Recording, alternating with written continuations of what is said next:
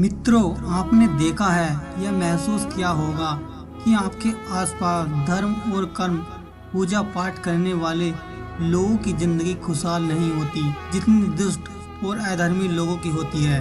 और यह देखकर आपके मन में भी कभी न कभी आपके मन में यह सवाल जरूर उठा होगा, आखिर अच्छे लोगों के साथ बुरा क्यों होता है।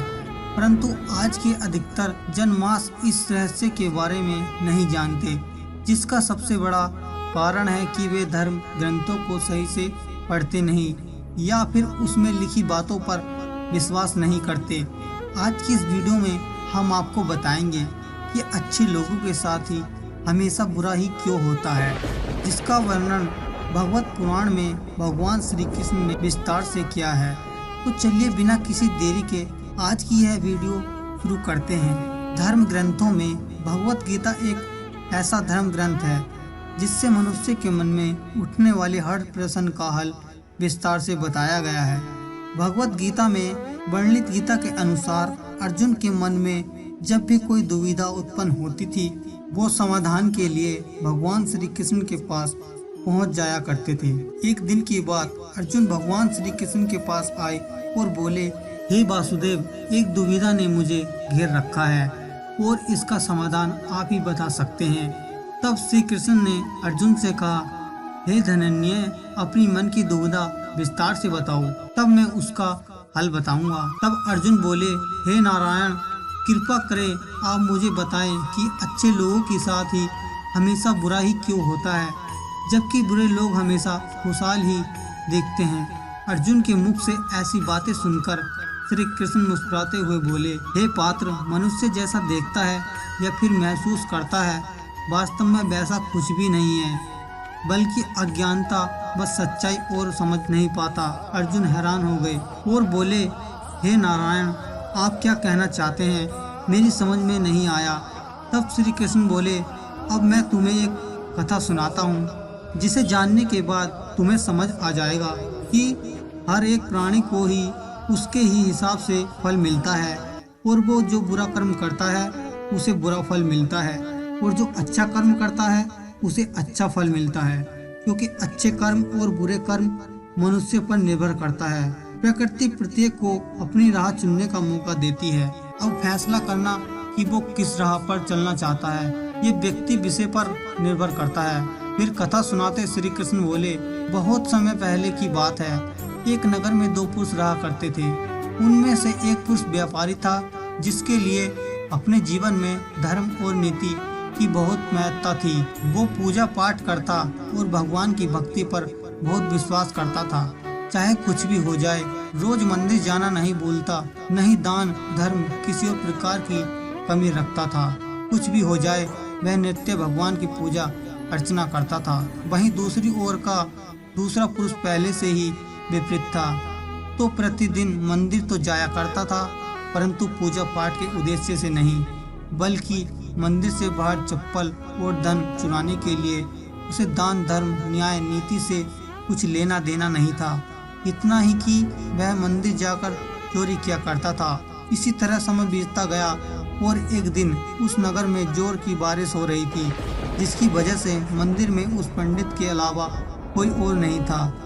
यह बात जब दूसरे पुरुष को पता चली, उसके मन में ख्याल आया, अभी सही मौका है मंदिर के धन को चुराने का, और वह बारिश में ही मंदिर में पहुंच गया। मंदिर पहुंचकर व्यक्ति ने पंडित से नजर बचाते हुए मंदिर मौजूद सारे धन और जेवरात चुरा लिए और बड़ी प्रसन्नता से वहां से निकल गया। उसी समय धर्म कर्म में विश्वास करने वाला व्यापारी भी मंदिर पहुंचा और भगवान के दर्शन किए, परंतु दुर्भाग्य से मंदिर का पुजारी भले व्यापारी को चोर समझ बैठा और शोर मचाने लगा। शोर सुनकर मंदिर में लोगों की भीड़ जमा हो गई और सभी लोग उस व्यापारी को चोर समझ बैठे और उसे अपमानित करने लगे।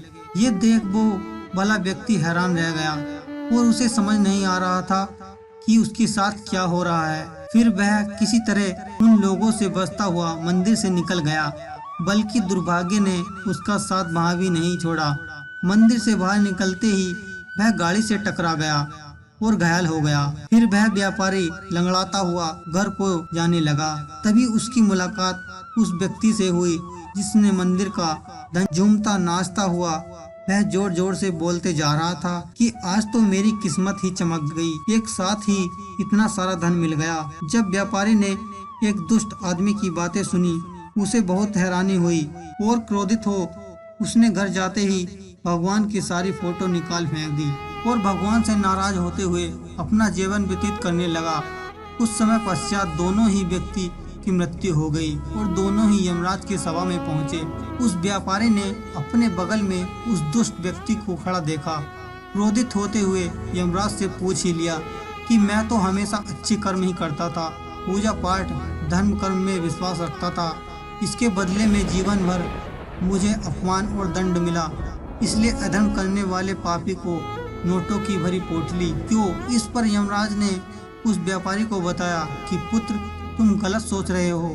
जिस दिन तुम्हें गाड़ी से टक्कर लगी थी वास्तव में उस दिन तुम्हारा आखिरी दिन था, परंतु तुम्हारे अच्छे कारण ही तुम्हारी मृत्यु एक छोटी सी चोट में परिवर्तित हो गई। और इस दुष्ट व्यक्ति के बारे में जानना चाहते हो तो दरअसल इसके भाग्य में राजयोग था जो कि इसके दुष्कर्म और अधर्म के कारण एक छोटे से धन की पोटली में परिवर्तित हो गया। श्री कृष्ण अर्जुन को यह कथा सुनाने के बाद कहते हैं, पात्र तुम्हें तुम्हारे प्रश्न का उत्तर मिल गया। ऐसा सोचना कि भगवान लोगों के अच्छे कर्मों को नजरअंदाज कर रहे हैं ये बिल्कुल भी सत्य नहीं है। भगवान हमें क्या किस रूप में दे रहा है ये मनुष्य की समझ में नहीं आता, लेकिन आप अच्छे कर्म करते हैं, भगवान की कृपा सदैव आप पर बनी रहती है। तो मित्रों, इस कहानी से हमें पता लगता है कि आपको अपने कर्म को बदलना नहीं चाहिए, क्योंकि आपके कर्मों का फल आपको इसी जीवन में मिलता है, बस आपको उसका पता नहीं चलता। इसलिए मित्रों, मनुष्य को चाहिए वह अपने जीवन में अच्छे कर्म करते रहें, क्योंकि श्री कृष्ण ने गीता में कि किसी के द्वारा किया गया कर्म बेकार नहीं जाता, भले ही कर्म अच्छा हो या फिर बुरा। तो मित्रों, आशा करता हूँ आप भी आज से इस कथा का अनुसरण करेंगे। फिलहाल आज की यह कथा यहीं समाप्त होती है। इसे ज़्यादा से ज़्यादा लाइक और शेयर करें। साथ ही अगर आप हमारे चैनल पर पहली बार वीडियो देख रहे हैं तो ऐसी ही पौराणिक और आध्यात्मिक कथाओं के लिए इसे अभी सब्सक्राइब कर लें। और आज की हमारी यह वीडियो कैसी लगी हमें कमेंट करके ज़रूर बताएं और अच्छे कर्म ही करें। तो दोस्तों, आपने अपना बहुत ही कीमती वक्त हमें दिया। हमारी वीडियो देखने के लिए आपका बहुत बहुत धन्यवाद।